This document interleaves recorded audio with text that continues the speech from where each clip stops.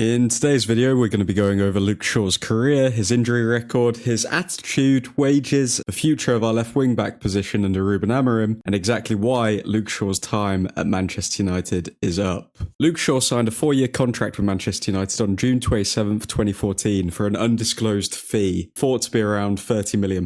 At the time, he became the most expensive teenager in world football. Shaw, known for his attacking prowess and defensive reliability as a left-back, his early years at the club were marked by inconsistency and injuries, including a horrific double leg fracture in September 2015 that sidelined him for almost a year. Despite facing criticism for fitness and form under managers like Jose Mourinho, Shaw showed resilience and improved. Under Ole Gunnar Solskjaer, he regained confidence and became a vital player, earning praise for his performances, particularly during the 2020-2021 season, where he was integral to United's second place Premier League finish and Europa League final appearance. At the time of recording, he's played 278 games for the club, having scored 4 goals and picked up 28 assists. When you compare this to his counterparts who have produced over double his output, such as Andy Robertson, who has played 322 games for his club, scored 11 goals and picked up 66 assists, it's clear to see that Shaw hasn't exactly lived up to the potential and hype that once surrounded him when he was first brought to the club, being the most expensive teenager in world football at the time. But why didn't Shaw live up to his potential? Let's look a bit deeper. Injuries. As previously mentioned, Shaw suffered a double leg fracture in September 2015. Now, there's no doubt in any of our minds that an injury like that would affect a player for the remainder of their career. Of course it would. But what many people forget is that Luke Shaw's injury record wasn't exactly squeaky clean up until the leg fracture. Even before the fracture, he had a shaky injury record, missing 31 games in his debut season through injury, injuries consisting of ankle, hamstring, and even facial. So in reality, ever since he's been with Manchester United, he's been a highly injury-prone player. I mean, look at this, will ya? Luke Shaw has been out for 4.5 years due to multiple injuries during his time at Manchester United. Last summer, he reached the 10-year mark at the club. 10 years having not been available for just under half that time. It's absolutely criminal. I don't even want to work out the amount of money he's earned from not even playing, but from going through rehab. For those wondering, it's a minimum of £18 million. For what though? He's not exactly a leader. It's not as though he's a seasoned vet at the club now. He's not responsible for dragging us to silverware. I mean, here's a fun fact for everyone. Since Luke Shaw arrived at Manchester United, we've reached 7 finals, arguably the 7 most important matches in United's modern history. 7 opportunities to win silverware. Here's Luke Shaw's record in them. Manchester United 2-1 Crystal Palace, injured. Manchester United 3-2 Southampton, injured. Manchester United 2-0 Ajax, injured. Manchester United 0, Chelsea 1, not named in the squad. Manchester United 0, Villarreal 0, penalty loss, starting 11. Manchester United 2-0 Newcastle, starting 11. Manchester United 1, Man City 2, starting 11. Manchester United 2-1 Manchester City, injured. Even in the 3 finals that he was actually fit for, he lost 2 of them and won 1. Luke Shaw is not a leader. He's not a player that will drag you to trophies. He's a flashy player, but when things are going well, will get overhyped. But the reality is, he's done nothing of note at Manchester United. His career highlight is being in the Manchester United starting 11, but won the FA Cup versus Newcastle United. Do you know who else did that? Wout Weghorst. Congratulations, Luke. This brings me on to Luke Shaw's attitude. Now, although he isn't the type of player to kick up a big fuss, there have been a few worrying signs for Mr. Shaw regarding his mentality. Most recently, this.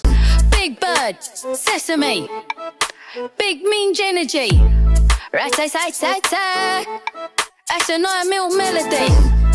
Your mum's on benefits. Mate, the irony of Luke Shaw being in a TikTok where his line is, your mum's on benefits, when he's literally on the footballing equivalent of benefits right now is hilarious to me. Luke Shaw, you've been on benefits for 4.5 years of your career, mate. Look in the mirror. How did we go from Roy Keane to this? This is the longest serving player currently in the squad. Shameless. It's not just his choice of dodgy TikToks that has made people question Luke Shaw's attitude though. Lest we forget the chunky Shawberto Carlos saga.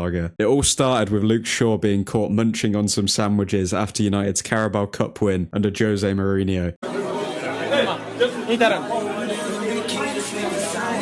Yep, he's not wearing a kit because he was injured. Now, you may be thinking, what's wrong with a victory munch after a big cup win? There's nothing wrong with that, but it didn't stop there. The memes kept coming and coming discussing Shaw's noticeable weight gain, where it even got to the point that Luke Shaw had to come out and make a statement. Luke Shaw, people can say I'm fat, but I've never been out of shape. Even going so far as to use Rooney as a justification for why he had to put on the extra timber. Shaw also endured criticism of his physique and opened up about being fat shamed in 2018, saying, "Of course people can say I'm fat, but I know my own body. I always look bigger because I'm bigger built. And I'm sort of, you could say, a Wayne Rooney type of body." I guess you've just got to take it, because there's always going to be negative criticism and positive, but both of them can make you stronger. When it comes to comparing body types, you don't necessarily want to compare yourself to the man who hit his peak at 30, but then rapidly declined. Then again, looks as though Shaw is following the same trajectory, so maybe he was right after all. The fat shaming didn't stop there though. During Ole Gunnar Solskjaer's era, the team's meal list was leaked to the press, which left us all wondering, what do professional athletes eat in order to fuel their bodies? Surely only the best. Jesse Lingard, a plain cheeseburger? Luke Shaw ordering a cheeseburger, fries, and chips. I don't know about Shawberto Carlos, more like Shawberto Carbos.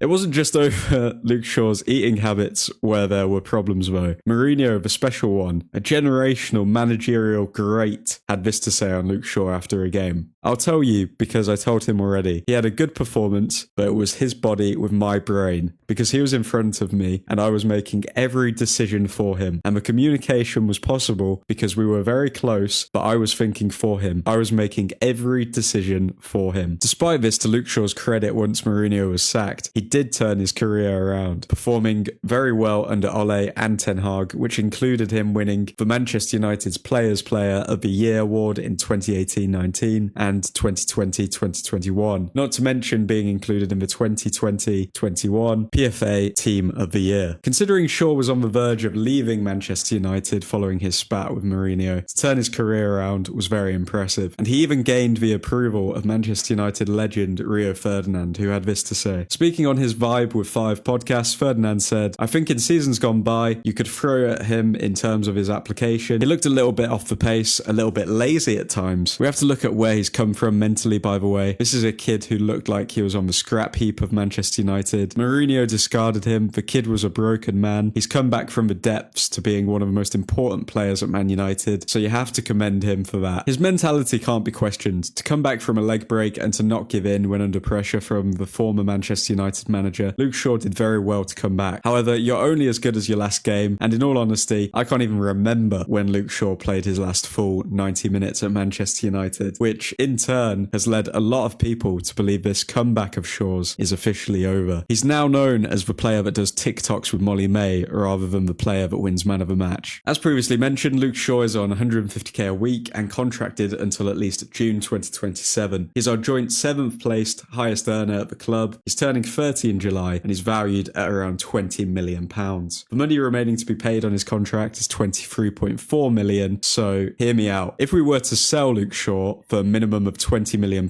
we have now then freed up £43.4 million that we were going to pay out over the next 2 years. Surely United would be able to use those funds towards a hungry attacking left back just coming into his prime that maybe didn't get the chance he felt he deserved while he was at the club. I don't know, maybe an Alvaro Carreras, a player who we can buy back for only £16.7 million, meaning we have 26.7 mil to splash out on wages, or God forbid, even make a net profit from selling a player. It's just some food for thought. It's an expression, Luke, put your fork away. All in all, Ralph Rangnick said it doesn't take glasses to see the problem here. We have a man who's turning 30, who's injury prone, on high wages, still at this club, and he doesn't exactly have a stellar track record in order for us to offer him time to prove us wrong. Manchester United must sell Luke Shaw. If you enjoyed this video, drop a like, let me know what you make of Luke Shaw's future in the comments down below, and subscribe for more honestly biased sports content. Godspeed. Big Bird, Sesame, Big Mean Energy, rat-tat-tat-tat-tat. That's a 9 mil melody. Your mum's on benefits.